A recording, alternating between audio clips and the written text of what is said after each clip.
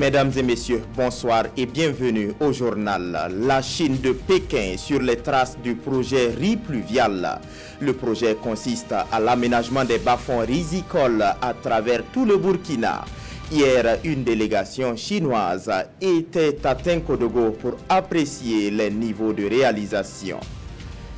Elle a longtemps fonctionné avec 3 salles de classe et maintenant elle en a 6. Il s'agit de l'école primaire publique de Buro dans la province du Yatenga. Avec ce geste de l'ambassade du Japon, plus besoin de compiler 2 promotions dans la même salle. Plus de détails tout à l'heure dans ce journal. Hier, une délégation de la Chine de Mao était à Tenkodogo. Les membres de la délégation sont allés s'imprégner de l'exécution du projet riz pluvial. L'état du bas-fond, son mode d'exploitation ainsi que sa capacité de production sont autant de points évoqués par la délégation. Désiré Ilboudo et Mahamadi Ouedraogo. Des parcelles de riz à perte de vue. Nous sommes sur le bas-fond rizicole de Bernard, situé dans la commune de Bisga. Aménagé par le projet riz pluvial, ce site, d'une superficie de 105 hectares, est exploité par 545 producteurs, dont 68% de femmes. Grâce à l'appui conseil des techniciens de l'agriculture, les producteurs entendent récolter 420 tonnes de riz FKR 19. Depuis l'aménagement du bas-fond, nous avons reçu une formation pour pouvoir bien produire. Nous produisons bien et avec ça, nous avons amélioré le panier de la ménagère. Ça nous aide à payer la scolarité de nos enfants, à nous soigner, à manger le riz quand nous voulons. Nos conditions de vie sont améliorées. Les résultats sont satisfaisants, d'autant plus que la récolte est bonne. Près de 60% des terres de cette plaine-là sont exploitées par des femmes. Donc ce qui fait qu'on sent un dynamisme. Et ça a été l'occasion pour nous de féliciter les producteurs et de les encourager à travailler pour contribuer à la sécurité alimentaire de notre pays. Cette visite guidée est un cadre de partage d'expériences réussi en vue de porter une plus-value dans le développement de la chaîne de valeur de production du riz. L'amélioration de semences. Par exemple, maintenant en Chine, on a des semences hybrides. On peut comparer les 2 conditions de culture. Et après, on va améliorer les variétés de riz. Et le deuxième, c'est l'amélioration de l'irrigation. Dans notre province, il y a la même situation que vous. On espère que travers notre échange, on peut améliorer la situation ici. Avant de prendre congé, le gouverneur et ses collaborateurs lancent officiellement ici le début des récoltes dans la région du centre-est. D'un bas-fond rizicole à un autre, et cette fois-ci nous vous amenons à Karangasso Sambla dans les Hauts-Bassins. Le bas-fond est à sa 8e année de production et cette année les producteurs attendent un rendement de plus de 3,5 tonnes à l'hectare. Des résultats qui ont conduit le gouverneur de la région à y effectuer une visite. Le compte rendu avec Manika Yen et Karim Sissé. 60 hectares totalement emblavés en riz pluvial. Nous sommes sur le site du bas-fond rizicole de Karangasso Sambla. Un bas-fond exploité par 120 producteurs, dont 70 femmes. Ces producteurs ont, au dire des techniciens, suivi à la lettre les paquets technologiques. Et aujourd'hui, le résultat est là et force l'admiration de plus d'un. 210 tonnes de riz sont attendues, soit un rendement de 3,5 tonnes à l'hectare. Le travail qu'on a mené depuis le début, en saison sèche, on a bien mis du fumier organeux pour labourer les champs. Et puis les dates de semis, on a respecté ça. Puis les dates de l'application de l'engrais, et puis c'était appliqué comme on voulait, avec l'agent technique. Et puis pour désherber et appliquer l'engrais 2 à 3 fois. Depuis la mise en place des cultures, nous donnons des variétés de semences au potentiel de rendement. Et indépendamment de cela, nous mettons à la disposition des producteurs des intrants de qualité et avec l'appui de la direction régionale, le paquet technique étant bien suivi avec les aménagements que nous accompagnons pour pallier aux insuffisances hydriques. Nous avons toujours de très bons résultats. La valeur de la production de ces 60 hectares se chiffre à 31 500 000 francs CFA. Après déduction des charges, le bénéfice est estimé à 19 770 000 francs CFA. Pour les visiteurs du jour, le travail de ces rizicoles est à saluer. Ce que nous avons vu augure d'une bonne récolte cette année et ça participe également à la diversification de la production agricole. Les producteurs de Karangasso-Sambla ont saisi l'occasion pour solliciter l'extension de la plaine.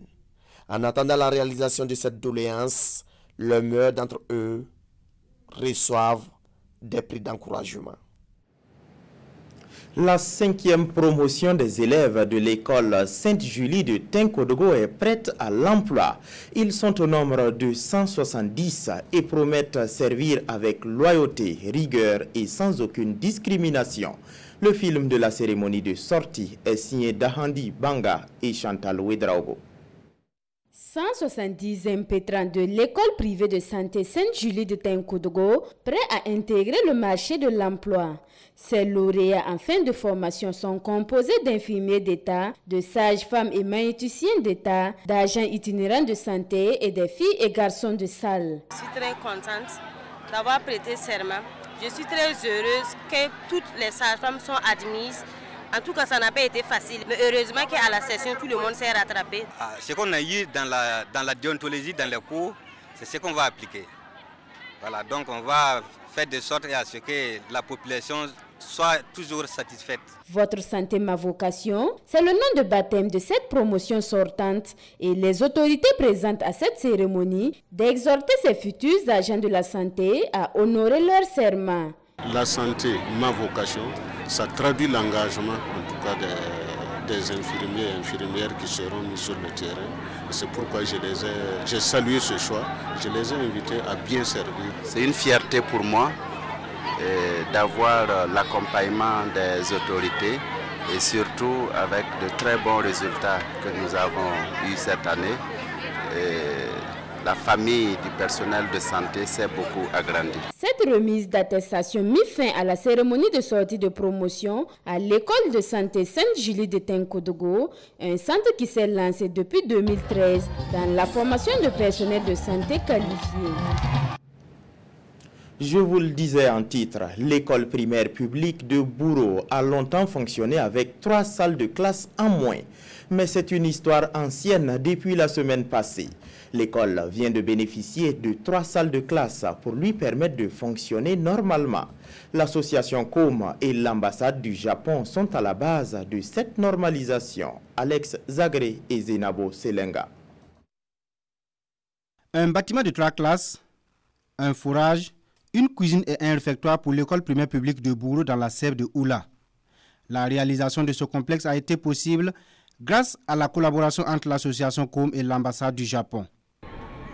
La cérémonie d'aujourd'hui fait suite à un accord signé entre notre ambassade et l'association COM pour l'auto-promotion des femmes au Burkina Faso d'un montant d'environ 47 960 500 francs CFA dans le cadre de projets de coopération financière non remboursable du Japon intitulé Don au microprojet contribuant à la sécurité humaine. L'école primaire publique de Bouro est ainsi normalisée, réduisant du même coup le nombre d'écoles sous paillotes dans la région du Nord.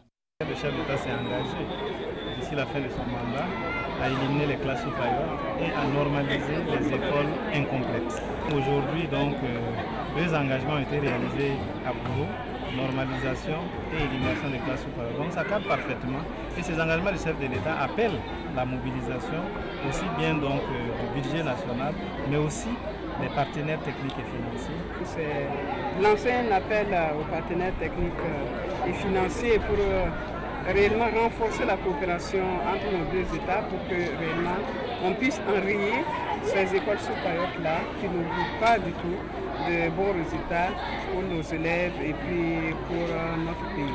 Ce complexe vient s'ajouter aux 1410 salles de classe déjà construites par le Japon au Burkina Faso.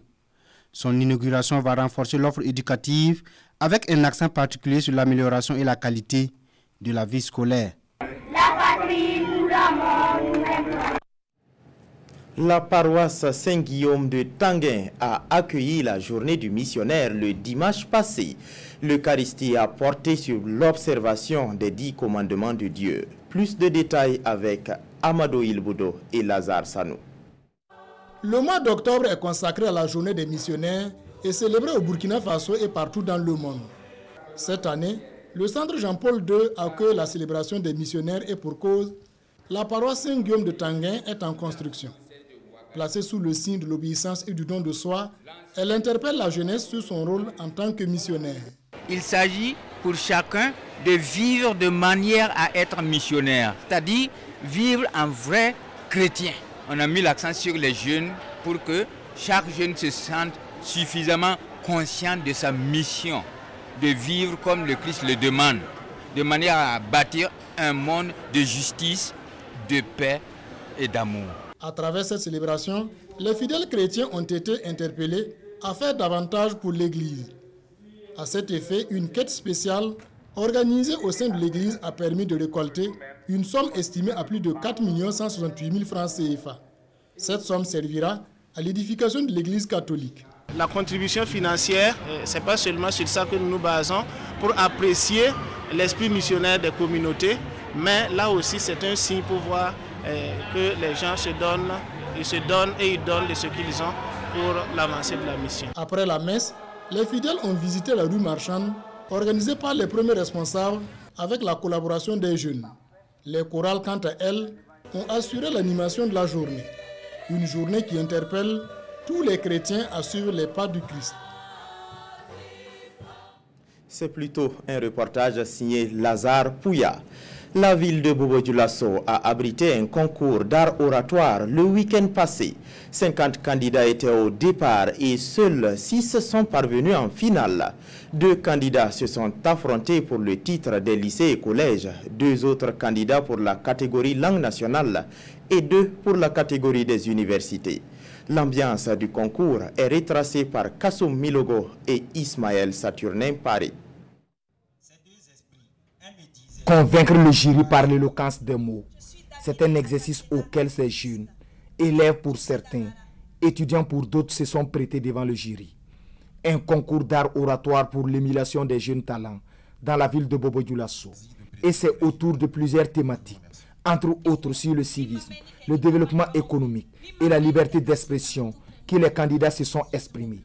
À l'issue, Charlotte Ouedraogo est vainqueur en catégorie université. Il faut dire que ce n'était absolument pas gagné d'avance. Mon adversaire était vraiment très fort et ça s'est joué à un cheveu près, selon les membres du jury eux-mêmes.